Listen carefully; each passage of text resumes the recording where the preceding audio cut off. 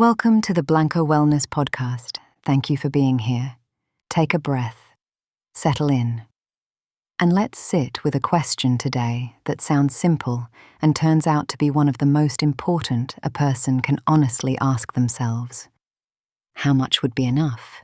Take a moment with that question before moving past it.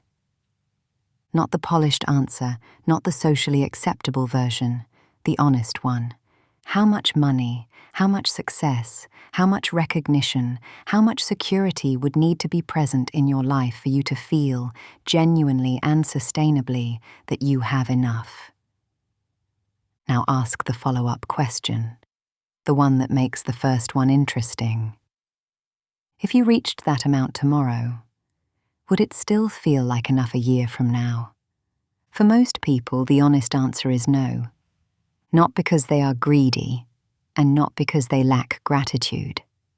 Because the mind has a deeply embedded tendency to move the finish line. You arrive where you were aiming, and somewhere in the arrival, the target quietly shifts. The achievement becomes the new baseline. The next horizon becomes the new destination. And the feeling of sufficiency that was supposed to arrive with reaching the goal does not quite settle before the next goal has already formed. This is not a modern problem, and it is not a personal failing. The Buddhist teachers were observing and describing it more than 2,000 years ago, long before any of the specific conditions of contemporary life existed to accelerate it. What they noticed is precise. The mind is structured to seek rather than to arrive. Seeking is its natural motion. Every goal reached tends to generate a new goal, because the seeking does not stop when the object is obtained. It simply identifies a new object. This is useful for survival and for growth, and it is not something to be eliminated. The difficulty arises when we mistake the structure of the mind for a description of reality. When we conclude, because the mind always reaches towards something further, that what we currently have is genuinely insufficient. The reaching and the insufficiency are not the same thing. One is a quality of the mind, the other is a claim about the world. Confusing them is how people end up perpetually working toward a contentment that keeps arriving just out of reach. The Taoists told a story about a fisherman sitting beside a river one afternoon, having already caught what he needed for the day, and simply resting. A businessman came along and, seeing the fisherman at ease in the middle of the day, asked why he was not catching more. "Because I have enough," the fisherman said. The businessman explained the logic of catching more. More fish, more income, a larger boat, a bigger operation, and eventually enough wealth to retire comfortably and spend his days relaxing by the river. The fisherman looked at the businessman for a moment. Then he asked, "What do you think I am doing right now?" The story is not an argument against ambition or meaningful effort. The fisherman had worked that morning. He had done what the day required. The story is about something more specific. The particular irony of spending years working toward a feeling that, in a modest and imperfect form, is already available. The peace, the simplicity, the sense of being genuinely present in your own life, rather than perpetually in transit toward a better version of it. These do not only exist at the end of sufficient achievement.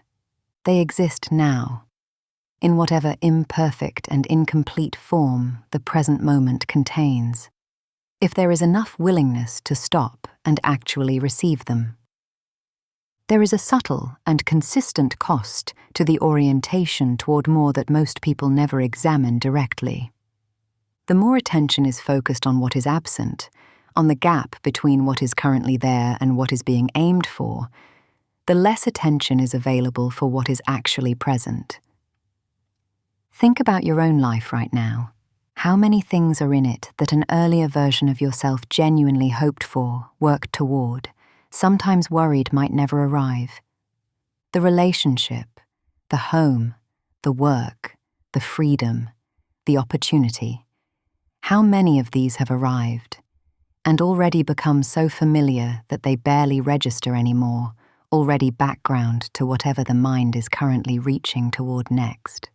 The things that once existed in the future are now here, and the mind has largely moved past them, without pausing to receive them. This is what gratitude actually does, at its most practical.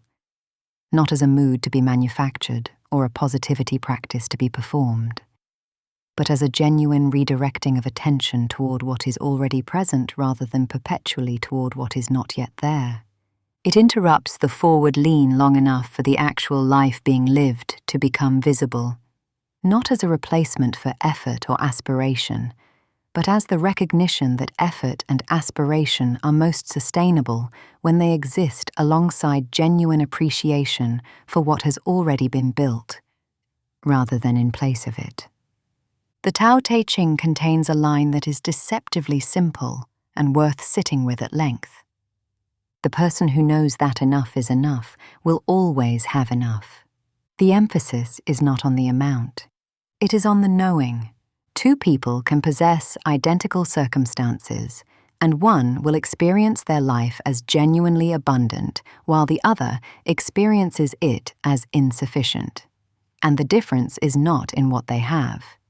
It is in the relationship each person has established with what they have. Contentment is described in the classical Chinese tradition not as a circumstance to be arrived at, but as a perception to be cultivated. A quality of attention, rather than a function of external facts. This is not passive and it is not complacent. It is one of the more demanding and more rewarding practices available because it requires genuinely looking at what is already here rather than looking through it toward the next horizon. Think about two people pursuing the same goal, building the same business, working toward the same milestone, climbing the same mountain. One has decided that genuine enjoyment of the process is contingent on the outcome. Until the goal is reached, the daily experience is simply the cost of getting there. The other brings genuine engagement to the process itself, finding something real in the learning and the building and the daily showing up, regardless of where it eventually leads. The same effort, the same difficulty, a completely different experience of the years spent doing it. One person is living, the other is waiting, and the waiting, if it becomes habitual enough, can last a lifetime. As we close today, I want to leave you with a question that is simple but not easy. If nothing else changed in your life over the next year, if this version of things, more or less as it currently is, continued, what is already present that deserves more of your attention than it is currently receiving? Not what is missing, not what comes next. What is already here, already yours, already part of the life you are living right now, that has been quietly waiting for you to notice it. True abundance tends to begin not when more arrives, but when we finally stop looking past what is already there. Thank you for being here with me today. Until next time, be well.